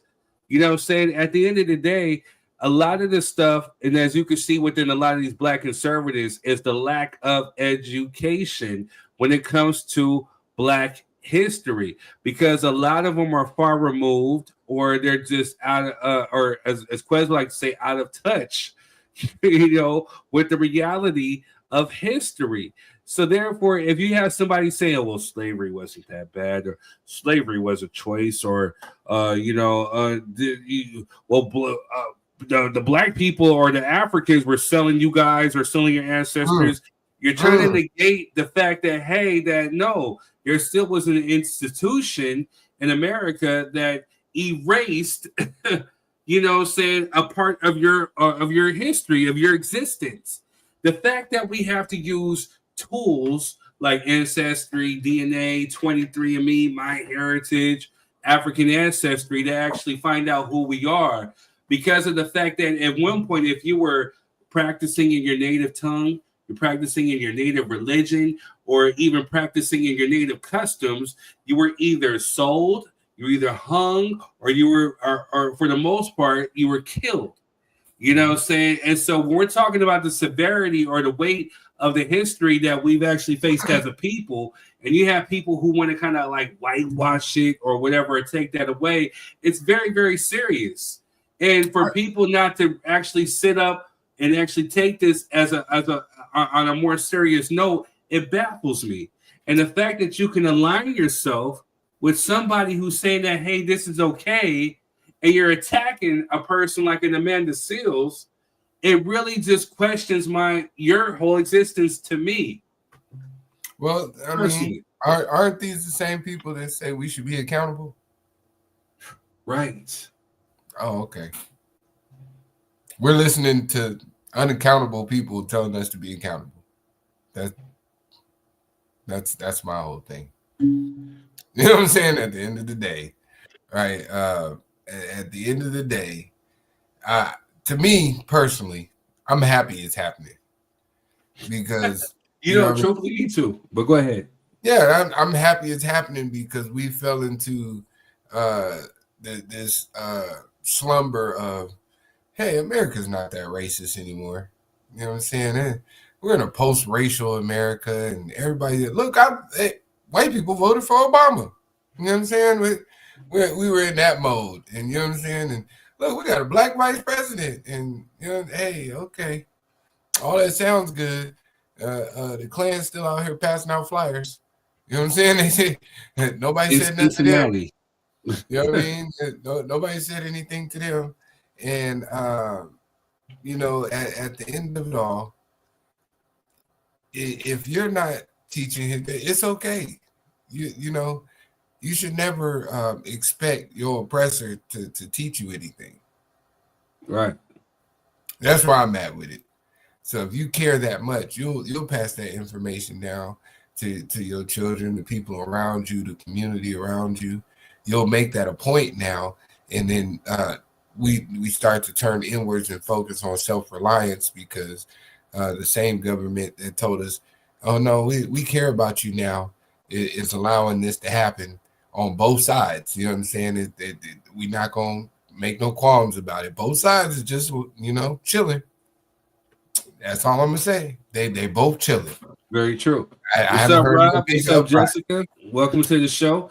Back We're to gonna them. give you guys Our a few queer seconds. We're gonna give you guys a few my minutes. Hebrew brother. We're getting ready to jump into the next topic because we're running low on time. But you know, I definitely appreciate you guys coming through. And so, what are your quick thoughts, real quick? Closing thoughts before I give mine, and then we move on. Go ahead, Rob. I've been talking. No, because it's gonna go on forever. It's gonna go on. Like I don't agree with anything they're doing with the history books or any of that stuff, man. It's that's gonna open a can of worms. It's just gonna go. Yeah, y'all said no. History's definitely important.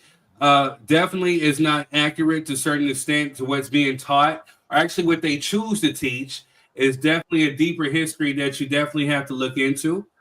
Oh, gee, yeah. I mean, they this made one, Jesus this right. one, this might actually, this might be the last little 15 minutes when we talk about the top 5 Bay Area rappers. But we got Clarence Brown. So, Clarence, how are you doing? I'm doing great. What's going on, brother? Well, just basically, if you guys talked about Amanda Seals. Yeah, we still on it. Okay, well, check this out. We're You gotta finally getting ready to understand wrap off, but go ahead. that debate was disingenuous because number one, they did not have any Black Americans in the debate. And what I mean by Black Americans, I mean people that are actually from the American soil. See, my folks on my father's side go back to Louisiana, and on my mother's side, my roots go back to South Carolina. The problem with that debate was you had people who were foreigners from foreign countries talking about Black issues. You know, that's like me being an expert on baseball, trying to give my opinion on hockey. It's not the same. So what it is what I've noticed is like people like Amanda Seals, they appear to be sincere, but the problem is that she's a Democratic shill. And what they're trying to do is they're trying to get ahead of the curve because people are starting to delineate and separate themselves from the concept of just flat blackness. You know what I mean? Prime example of flat blackness is that whenever we saw anybody Black in the Olympics or we saw them doing something great in the accomplishment, we cheered for them, right? But when it comes to when Black Americans achieve or have successful things going on in their lives, the other foreign Black people kind of like give us the side eye. And oftentimes when they are getting rewards or some sort of premium from in our society, what ends up happening is that they'll be the first ones to say, oh, I'm the first Jamaican or I'm the first Nigerian to make this. And they put the Blackness to the side. It's more about their nationalism. So my thing is that what we need to do as Black Americans is start delineating and separating ourselves from a lot of the foolishness that's going on. Because when you have people like Amanda Seals and those conservatives debating, it's a disingenuous debate because they're not coming from the soil. They're not from the dirt. I definitely see your standpoint on that one. Hey, you know, I'm rocking with Clarence. You know what I'm saying? I don't know about the rest of y'all. You know what I mean? But my foundation of Black American brother Clarence, you know what I mean? Me and him on the same page. You know what I'm saying? Key. You know what I'm Well, saying? here's the one kicker is that, you know, Amanda Seals is not definitely a liberal. So, you know what I'm saying? So I mean, I can give her that, you know what I'm saying? Because she's definitely, you know, she put Obama's feet to the fire, whatever. So what I'm saying it all to say is she's not biased. So she's definitely, I think she was definitely the perfect person to actually have that debate. But I agree with Clarence, and I agree with you of the fact that when you have predominantly most of the conservatives who are speaking on this, which has always been my issue, is that some of these people who are foreigners coming over here and definitely biting into to the conservative pie or sipping the conservative Kool-Aid, and they're just regurgitating a lot of the stuff that they hear from this side. Right. It really it disgusts me. because again, you're talking about pulling yourself up from the bootstraps or certain things that you don't really necessarily know until you actually have your Negro wake up call. So Yeah. I do agree with both you guys on that one, on that aspect. I think one of the things they could have did was they wanted a more lively debate. They should have got brother Marcel Dixon from South Carolina. He recently ran for Congress in South Carolina, and his platform is all pro Black American and it's pro reparations. And then see, that's another thing that I have a problem with is how are you going to come to a foreign country where the Black people in this country fought hard for you to have an opportunity to immigrate here, and then bite our backs out when we demand reparations, talking about we don't deserve it.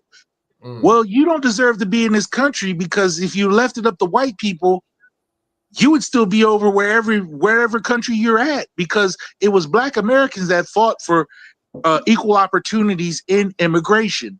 And that's what a lot of them forget. They think they come over here like, I'll give you a good example is the Black woman Winsome, what's her name? Winsome something in Virginia. She's running for governor, but her whole thing is that, oh, my dad came over here with $1.75 in his pocket.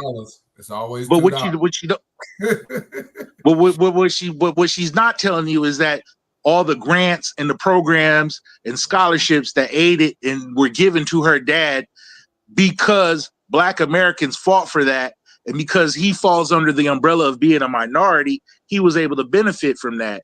If your folks flew over here in a jet or came over here in a jet plane, you're not like us. I'm sorry. I can see your standpoint. I gotta agree with my brother, man. I agree. You know, these are all points that I be bringing up, and you know, I'm considered I'm considered the bad guy. And when I say I speak for a group of people who don't necessarily get on the show and talk, Brother Clarence is one of those types of individuals. You know what I'm saying? Because I listen to the grassroots. You know what I mean? Yeah. I may be middle class now. I may be, you know what I'm saying, have conservative values now, but I don't want to let the Democrats off the hook as well, because if we're looking at it, you know, Democrats crashed most of the reparations. You know what I'm saying? Yeah, they did. The Congressional Black Caucus is full of first generation immigrants. Correct. NAACP full of first generation immigrants. You know what I'm saying? NAMBLA, not NAMBLA, I'm sorry. That's for something else. You know what I mean? But they over there too. But you know what I'm saying? It's a bunch of Democrats, you know what I'm saying, that are out here campaigning on behalf of Black Americans that don't know the Black American experience. And right. we need to quell that storm, because what conservatives and other groups of people are doing, they're saying, well, look at we got the Black guy said, you know what I'm saying, you don't deserve reparations. So people of non-Black Q, I want to definitely stop taking a small handful and thinking that they speak for the majority of us out here, because they don't. You know what I'm saying? Like, some of us can articulate and speak on our own and actually voice what we want. You know what I'm saying? They don't speak for the collective or generalizing.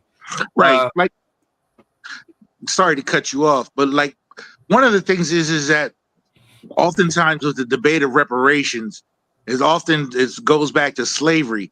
But it's not only slavery, it's all the things that happened after slavery. A prime example is that after World War II, they had all these bills that were passed to help benefit the soldiers coming back home. Some of the bills were housing grants. Some of those were educational grants. Some of them were the VA home loan, where the only thing you needed to do was put $1 down and have an honorable discharge from the service. And what happened was less than 2% of the Black GIs, of the 2 million Black GIs that fought in World War II, were denied those benefits. Now, how is it that we're not mentioning this and letting this be known? Because, you know what I'm saying, Black Americans have fought and died in every single war this country's had, and that we deserve our just due. My grandfather was a World War II veteran. My great grandfather was a World War I veteran. And it's like, when are we going to get our just due for the service that they gave for this country? Because it's owed. Another prime example is that when people always talk about, oh, well, reparations a freebie or it's a handout. No, it's not. It's a debt that's owed, because when they were at one point in time in the history of this country, they were letting white immigrants come in and get land for free at the exclusion of black people that were still paying taxes in this country. So there's a lot of things that are owed to us that people are not getting, because you have people like Amanda Seals coming in and they're steering the debate in a different direction than where it needs to go. So, that's a valid point. So what we will do, we're going to actually have a taping of the show. So I'm letting the Drop Your 3 Cent community know we're going to tape this show maybe on like a Thursday or a Wednesday or Thursday. Maybe I think a Thursday, so we can air it on Friday. But, we'll definitely talk about, reparations, because I definitely want to have a talk about that. I think it's a deeper discussion of whether you're liberal, whether you're conservative, Democrat, Republican, if you really actually have deep concerns about actually getting paid, I think it's a conversation that we need to have. And then we blow this up on this platform or these platforms to start generating that talk, because I think it's something that's definitely owed to the descendants of people who actually help build and people who've actually benefited from this country. Mm-hmm. So what's up, Adoration? We can all agree to that. What's up, Adoration? You muted. Hi guys. Hello, y'all. Sorry, I'm in Thailand now. Oh, you made you got you another flight? I did. Your sick ass. You know what I'm saying? So definitely, Clarence. Definitely. If you want to, I definitely want to have a deeper, because your perspective is definitely deeper. You have a different one that aligns definitely with Quez. That's definitely respected here. So definitely, we want to make sure that we put that on a higher plateau when it comes to the platform too. And this is the thing, is because you mentioned conservative and liberal. See, this is the problem with black folks getting caught up with those labels, because one of the things is that in order to be conservative or liberal, you have to have access to resources. Because what's a black conservative conserving if he doesn't have resources? And what's a black liberal doing being liberal if they don't have resources? It's all about allocation and distribution of resources. That's where you get the term conservative or liberal. It really doesn't have to do with if you support the LGBTQ community, or if you're for family values, or if you're pro-life or pro-choice. But what it comes down to is where is the money getting spent and where is it getting allocated to? And one of the things is that you'll see is that you never see any Jewish people come on and say, oh no, we don't need any more money for Holocaust reparations. Be it them conservative or liberal, they all stand under one banner, regardless to whom or what. What we have to do now is we're going to have to weed and separate some folks. You know what I'm saying? I don't care if you're conservative, I don't care if you're liberal, but we need to all come on one accord about this issue. That's always been my stance too. And so I say conservative, I say liberal, because there are people who put on this jacket. You know what I'm saying? Just like how you phrase. Huh? No, I said it's just a common term of phrase. I get it.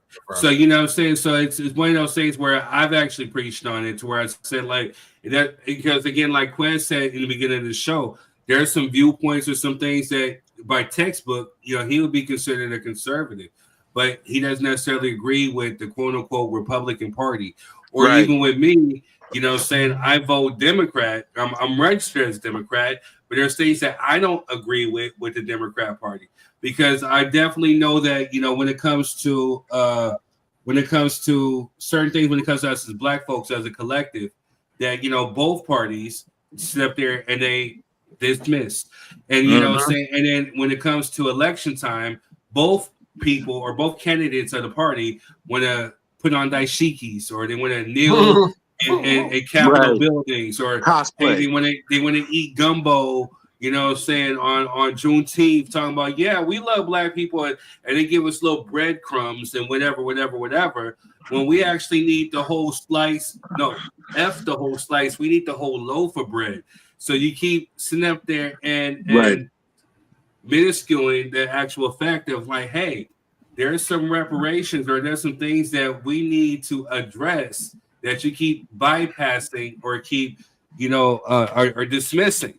You know what I'm saying? So I'm definitely up on that. So that's the one thing I've actually talked about is unifying as one, especially as a black as a community, is getting on one accord and start fighting for causes.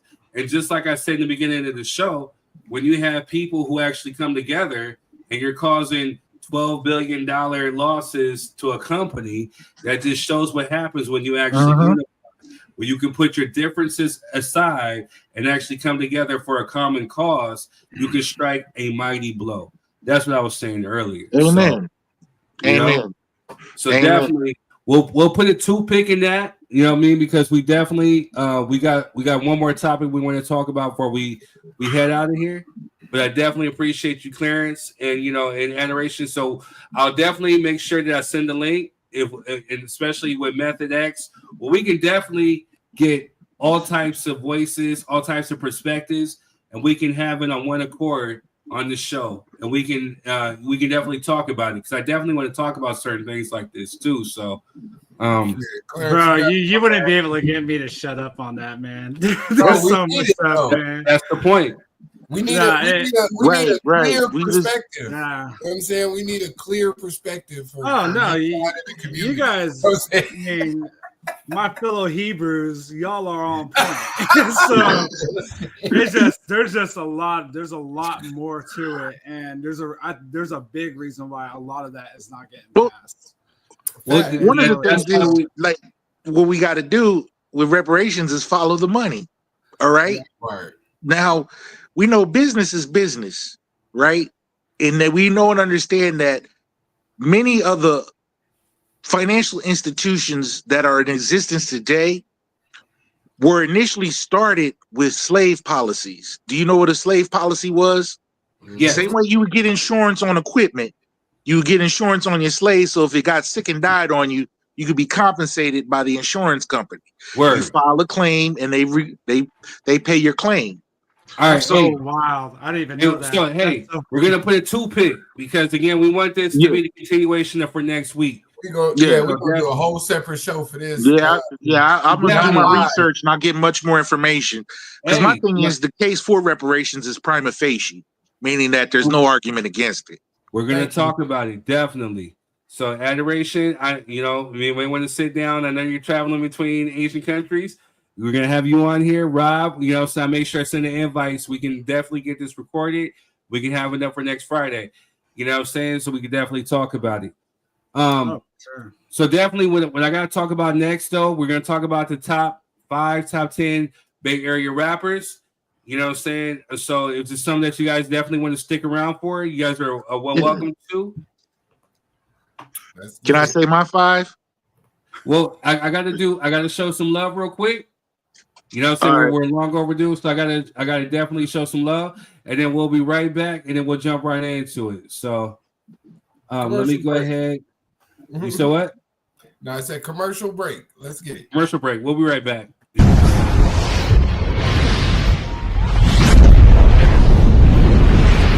This podcast deal is so cheap, it's practically stealing airtime. Small business owners, listen up. For just $25, yes, $25, you can get your brand featured on the Drop Your 3 Cents podcast. Here's what you get: 4 video ads running for 4 consecutive weeks, plus a full 30-minute interview to tell your brand's story and connect with new customers. Don't miss this opportunity to amplify your voice and grow your business. Drop your 3 cents with us today.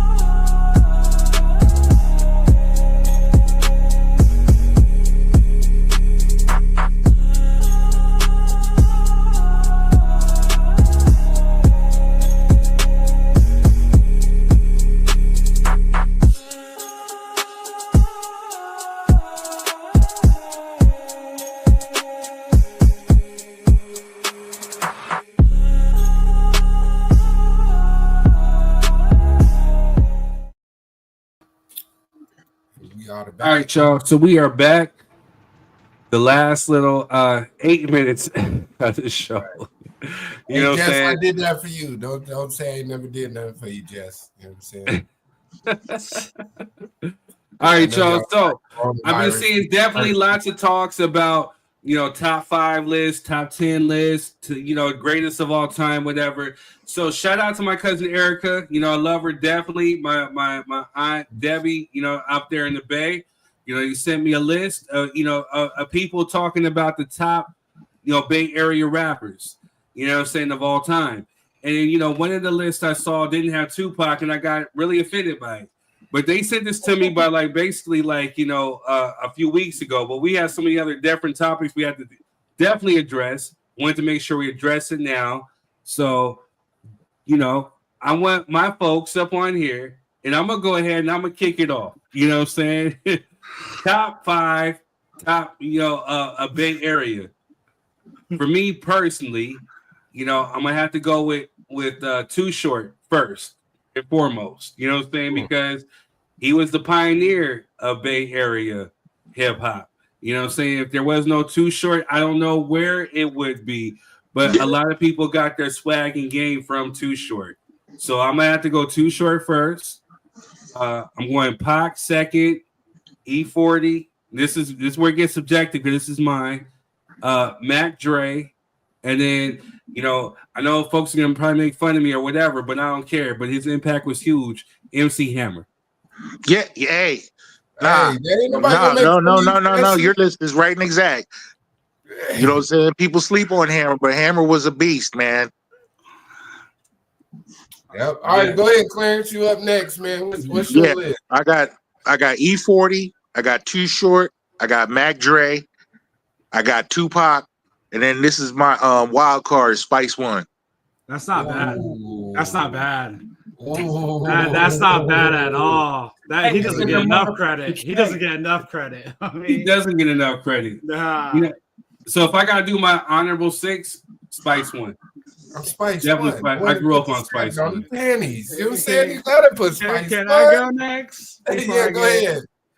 Go ahead. All right, so number 1, I'm gonna put up there because I was a big fan, and without him, I wouldn't have heard Tupac. Is Shock G. Okay. Number 2, of course, is Pac. Number 3 is E40. I have to go Spice One. I have to go Spice One on there. And I wanna do one for me personally, because it was probably like one of the first big artists I ever met. And I was like a freshman in high school, is Mac Mall. So, damn. Mac Yeah, you put it back with that one. Yeah. Old ass. With your old ass. Yeah. What's up, Project Slim? I'm 32, Chicago, bro. I'm 32. Yo. Hey, Adoration, do you have a top 5? No, I don't even know most of the rappers y'all talking about. Give us your top 5 my K-pop. God. You know what I'm Blasphemy. saying? Top 5 K-pop. Adoration. Don't worry about it. We'll K-pop, pass. We got you next week. You know what I'm And saying? I Blasphemy. don't live in the Bay Area too. Y'all like, I know. Well, as you can see, Adoration, we don't live in the Bay Area either. No, You know, to Adoration's defense, I'm from the East. Adoration is in her 20s. You know what I'm saying? And Yeah. she was born on the East Coast, and she don't live in America. Yeah. So. Baltimore. I'm like, who are Yeah. these old people y'all talking Wait, about? wait. She's like, y'all super old. I don't know what you're talking about. Yeah, Jess, do you have any top 5? Go ahead, Jess. Who you got, Jess? Go Jess.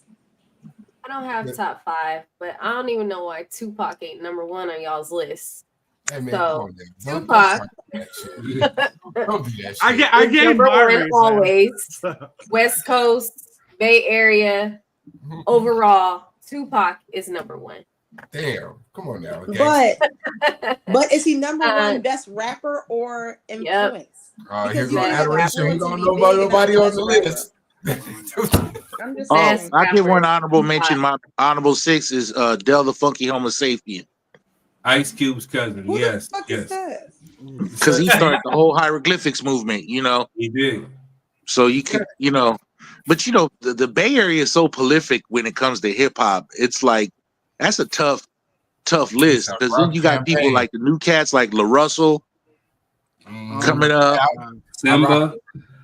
You got, you know what I mean? You got with Mr. Fab. You got a lot of people that just Larry June. Yep, they bring it. They bring the Loonies. Hey, hold on a second. Hey, Quez, who are your Richie top Rich, five? bro. Like Richie No, Rich. it's Just Rich Just too. still going. I'm sorry. Just went on the Tupac tirade. Oh, I'm sorry. Jess. That's all Jess list is. Tupac. Well, go ahead, Jess. Hurry up. So, yeah. No, I'm sorry. We just It time. ain't my fault. Go ahead, Jess. I'm talking about politics the whole show. Yeah, So get Tupac. Number 2 would be E40. 3 would be probably MC Hammer. And then that's it. Damn. Forget everybody else. You know what I'm saying? I ain't mad at you. Go ahead. To be honest with you, as much as I love Pac, E40, E Fonzarelli, best thing since Triple Beam Pill. Pac, come on, spit them LIPs. Is my number one. You know what I'm saying? Then I go Tupac. Then I go Too Short, Mac Dreezy, and I think Spice One gonna round up number 5 for me, man. I gotta show so much love to Spice Weezy. You know, so yeah, that's my list. I'm gonna rock with that. All solid lists. You can't go wrong with anybody on any of them lists. Hey, what I want to say real quick, Project Slim, Chicago, this is my cousin. We're not talking about LA, we're talking about Bay Area. And Bay in LA is completely different. Northern California is different than Southern California. And so you have a solid list, but but Bay Area, it's for influence for me, Too Short, my list, I've opened up for both Too Short and E40. You know what I'm saying? Like, again, Too Short, without Too Short, who originally is from LA, you know what I'm saying? But without Too Short, Bay Area hip hop would just definitely be different.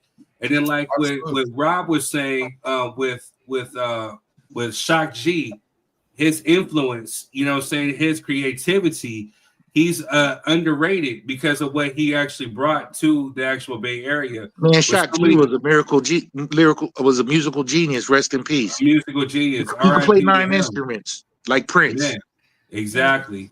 Just like DJ Quick. You know what I'm saying? So the one thing I can say for the people like the Adorations, you definitely have to study where stuff came from in order to know where you're going to go. You know what I'm saying? Like with Michael Jackson wouldn't be anything if he didn't know about a Jackie Wilson or James Brown or Marvin Gaye. You know what I'm saying? Like Tupac wouldn't be anything if he didn't know anything about a Scarface, about a Rakim or KRS-One. You know what I'm saying? Like it's Too Short was a pioneer of Bay Area hip hop. And same thing with MC Hammer. You know what I'm saying? And so the one thing that I can say that a lot of them were really innovative. So this is something that we definitely would have to bring back. You know what I'm saying? Like Bay Area hip hop is definitely overlooked. It doesn't really get the recognition it deserves, especially just Bay Area music, period. Like the Tonys, or the Sly and Family Stone, or the En Vogue, or the Sheila E's. You know what I'm saying? Like, I love Sheila E too. Man, I'm trying to tell you, man. So I still got her shit on my playlist, man. I'm trying to tell you. Yeah. Hey y'all, but I love y'all. Like Jess likes to point out, you know what I'm saying? I want to make sure that we end this on a good note so I can go ahead and get my AI generated clips. You know what I'm saying? So thank you for tuning in. Thank you for supporting. We start at 6 o'clock every Friday. We're going to do a special live taping. If you want to come on and you want to be a guest, just let me know. Put your threes up or go into my Gmail, drop your 3 cent at gmail.com. We're going to do a live taping on Thursday, so we can air it on Friday. We love you. Thank you for supporting, and we will catch you next time. Thank you for supporting Drop Your 3 Cent. Peace.